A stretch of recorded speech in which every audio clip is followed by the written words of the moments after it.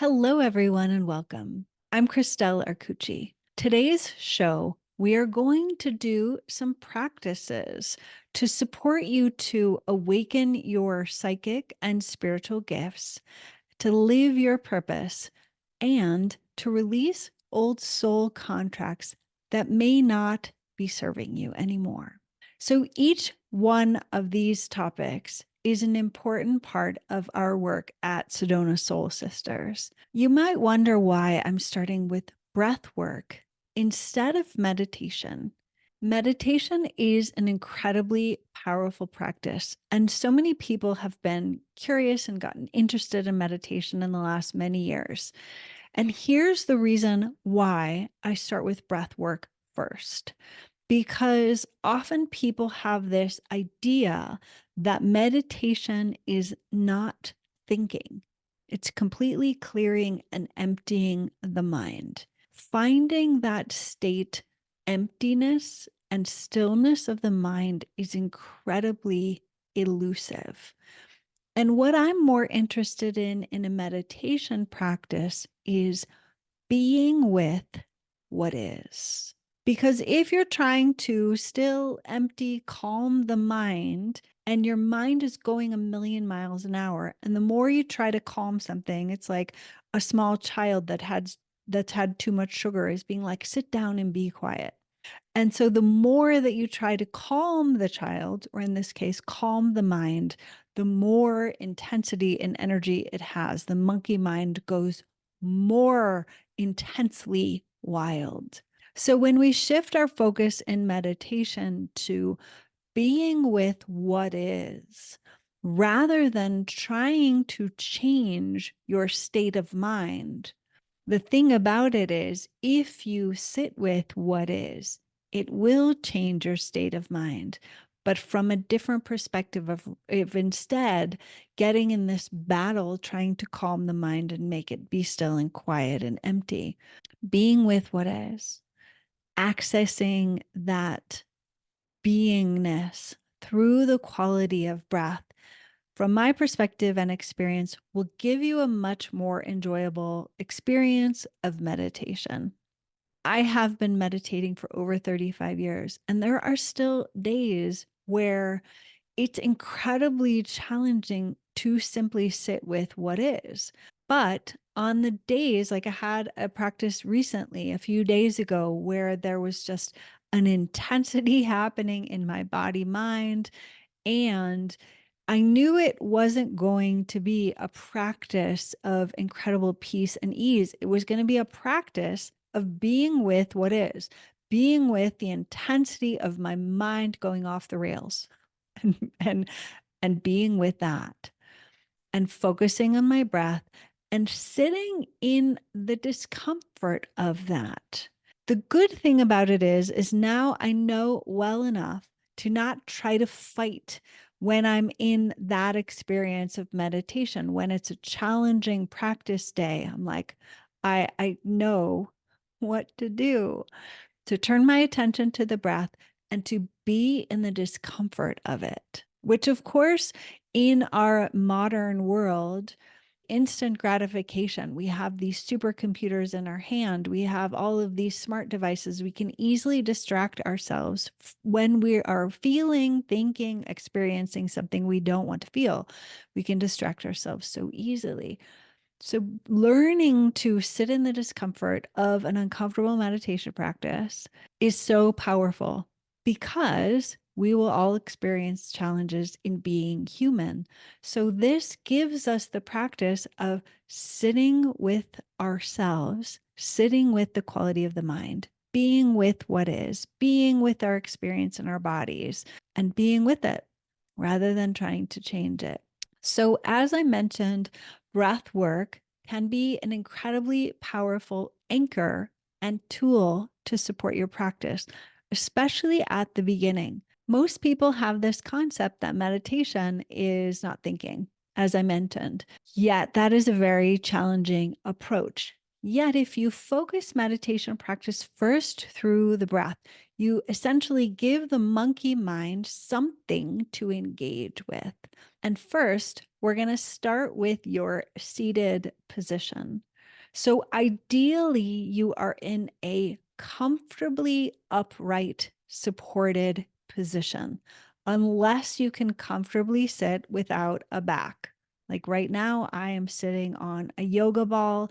There isn't anything supporting my back, and I am very comfortable in this position, having my spine upright and not needing to lean into anything. It's super important that your body is as comfortable and supported as possible. Because, like I said, calming the monkey mind is one challenge. If your body is also uncomfortable or you're in pain, it makes it that much more challenging to come into a more calm and relaxed state. So, give yourself as much support as you need. Ideally, you're using a chair that supports you in being as upright as possible. Put cushions behind your back if you need it. You can sit with your legs crossed or your feet on the floor. Yet the most important thing is that you are as comfortable as possible and as upright as possible. We are going to start with your breath. And I encourage you to close your eyes, even if you're watching me on video. Notice if there's any area of your body that is holding tension, and you can gently wiggle a little. Move your shoulders, move your neck a little. Find a comfortable place for your hands to rest. And imagine that from your mind down into your heart, down into your hips, is an hourglass. And all of the energy from the mind, the sand, is moving from the top through the middle to the bottom. And begin gently taking deeper breaths without forcing. Notice your belly, your chest expanding, and returning back to center as you exhale. Gently expand your breath without forcing.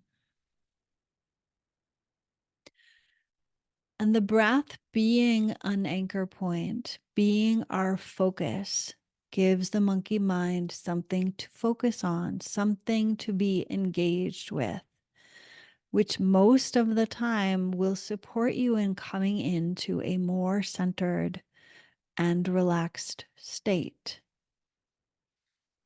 And if you notice your mind wanders, bring yourself back to the breath. So try not to struggle against your mind wandering or being hard on yourself or mean to yourself. Just notice my mind wandered. I'm going to come back to the breath. Then I want you to count your own natural inhale and your own natural exhale. Notice what the count is. For some of us, the breath is going to be longer or shorter, depending upon a lot of factors. The most important thing is, where is your breath now? Let's say your inhale is a count of 4, comfortably. I want you to focus on making the inhale and the exhale both a count of 4. So you're inhaling for 4 and exhaling for a count of 4. If your breath is naturally longer, for example, to a count of 6, then you can inhale to a count of 6 and exhale to a count of 6. This breath practice is a way to support your body in coming into greater stillness, giving your mind something to focus on that is anchoring you in your experience, being with what is. So as you practice in this way, using your inhale and exhale as anchor points to help calm your body and your mind, this also can help calm the emotional body, to give you something to focus on, and to be present with what is, noticing that if your mind wanders, you gently bring your mind back to the focus on your breath. This style of practice is called a focused meditation. You are focusing on your breath. An open practice is most often what people think of as meditation, that you are just emptying your mind.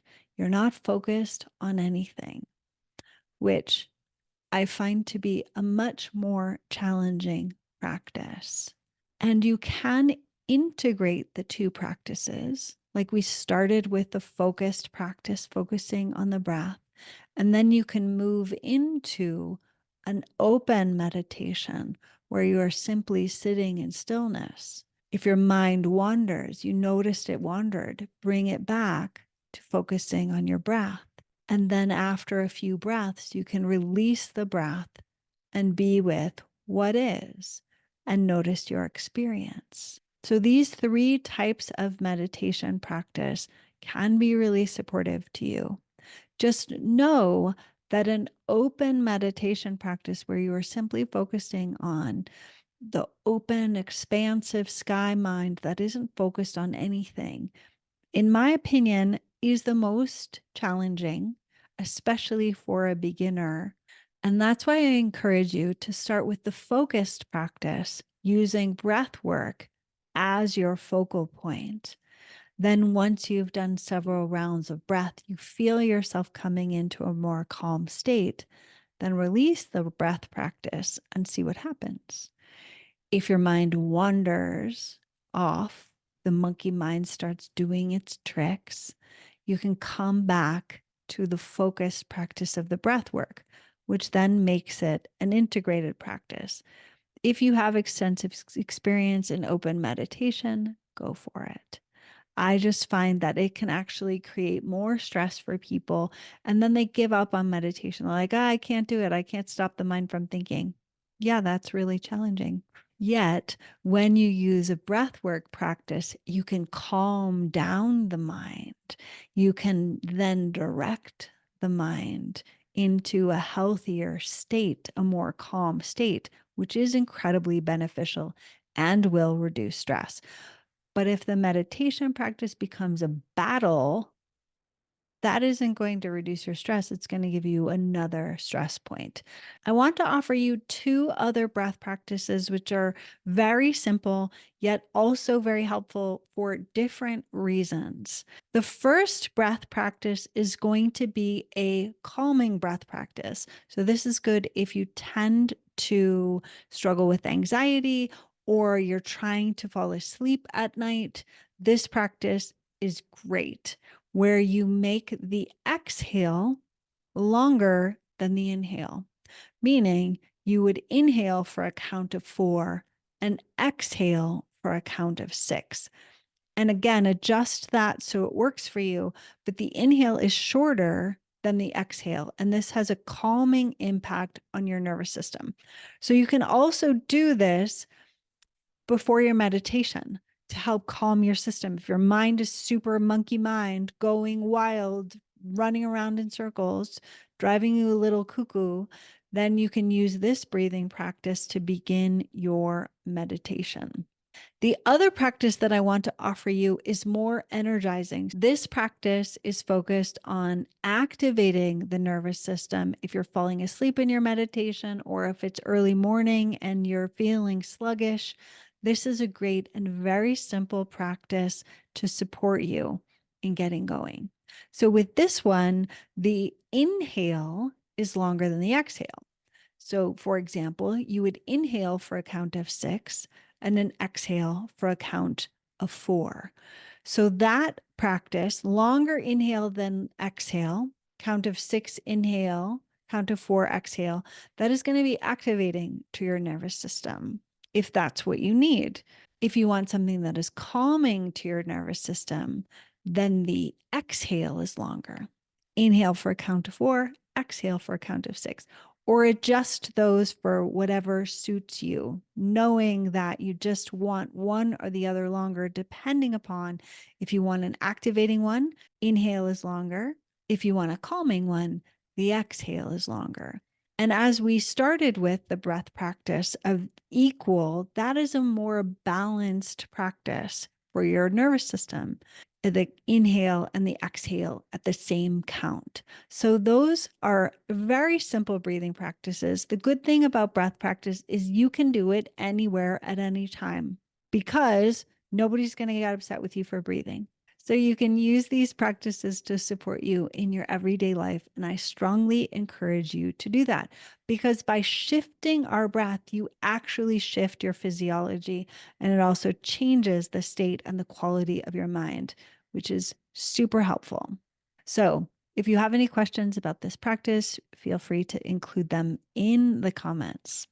All right. So, breath work and meditation and supporting you in awakening your spiritual gifts, your psychic powers, your intuition, because this calms the monkey mind and gives you greater access to your own lived experience, which is so powerful to learn to see how your intuitive guidance is speaking to you, which channel it speaks most easily. Soul contracts are the agreements that we made on a soul level with ourself and with other people and other experiences in our life. What are the lessons that we want to learn? So sometimes people can think that soul contracts are really complicated, but you can just think about it, the life lessons that you continue to learn in your life. And ideally, those lessons evolve. That means your soul contracts are changing over a period of time. In the soul contracts work, incorporating breath work and meditation after your session, and even without having a session, using breath work and meditation to support you in directing your energy and attention into more of what you want to experience in your life, it's an incredibly powerful tool. How does breath work and meditation relate to soul contracts?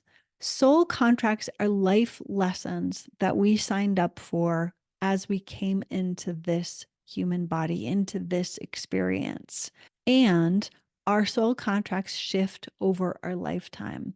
So, using breath work and meditation to support us in learning to understand our minds better is so incredibly powerful because our unconscious mind is what drives most of our lives and our habits and patterns in living. Yet breathwork and meditation makes it more possible to befriend our minds, to learn to bring what is unconscious into our conscious awareness so we can create lasting changes in our lives. Breathwork and meditation are incredibly powerful so that we learn what the mind is doing, learn to understand the monkey mind, what gets the monkey mind all revved up and chasing its tail and running in circles and doing all of these things. The more that we learn to befriend the mind and to work with our experiences through the breath work and meditation, it makes it easier to steer our lives in the directions that we want to go in, meaning change the soul contracts. If you've had certain experiences in your health, relationships, your career, your relationship with money, breath work and meditation gives you tools to work with to shift out of the patterns that you have been in into what more of what you want to experience in your life.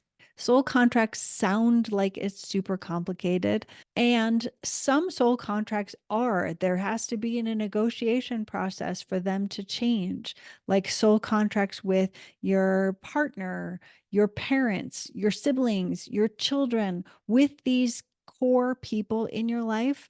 They are in-depth contracts, and changing them, just like negotiating a contract change in human life, it can be a process of negotiating and shifting things. Yet your power always lives in how you are in being with what is. I have this challenge with my health or with my partner or in my relationships or with my career or with my money or whatever the thing is for you that you are working on shifting your soul contracts around. The practice of breath work and meditation can support you in being with what is first, being with the state of your relationship with any of the topics that I spoke about, rather than being in a fight or flight state. Breath work and meditation helps you have a more clear perspective of how you can create shifts in your life. And that's where the intuitive guidance comes in, where accessing your intuition and your psychic gifts is so helpful, which is why so many teachers talk about the importance of especially meditation and also breath work and supporting you in becoming more centered in your life as it is. Being with what is first is so important to regulate your nervous system to come out of a fight or flight state. So then you can take actions aligned with what you want to be experiencing, the soul contracts you want to be living. The soul contracts work that I do with clients is incredibly powerful in changing the path forward for the client. And also, when the client takes an active role in shifting their energy and attention from the track they were on, where they were putting their energy and attention, the habits they were doing that were reinforcing the contracts that they don't want. When the clients can shift their energy and attention more easily throughout the day, noticing the monkey mind, noticing falling into old habits or patterns on the track that you no longer want, when you can shift into first the state of being with what is, I'm on the old track that I don't want to be on anymore. And then turning your energy and attention onto the track that you want to be on. This is where people's soul contracts shift in incredible ways and create sustainable changes in your life. I offer soul contract sessions at our center in Sedona, and I also offer them on the phone. Check out the website if you want more information or send me a DM on Instagram.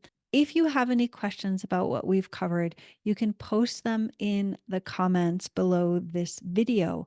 If you are listening to the audio only podcast, find me on Instagram, the Sedona Soul Sisters, and you can send me a DM or comment on the post about this episode, and I will be happy to support you. Thank you so much for being part of this community. It is my pleasure to support your intuitive awakening, accessing your psychic gifts, and living your soul purpose.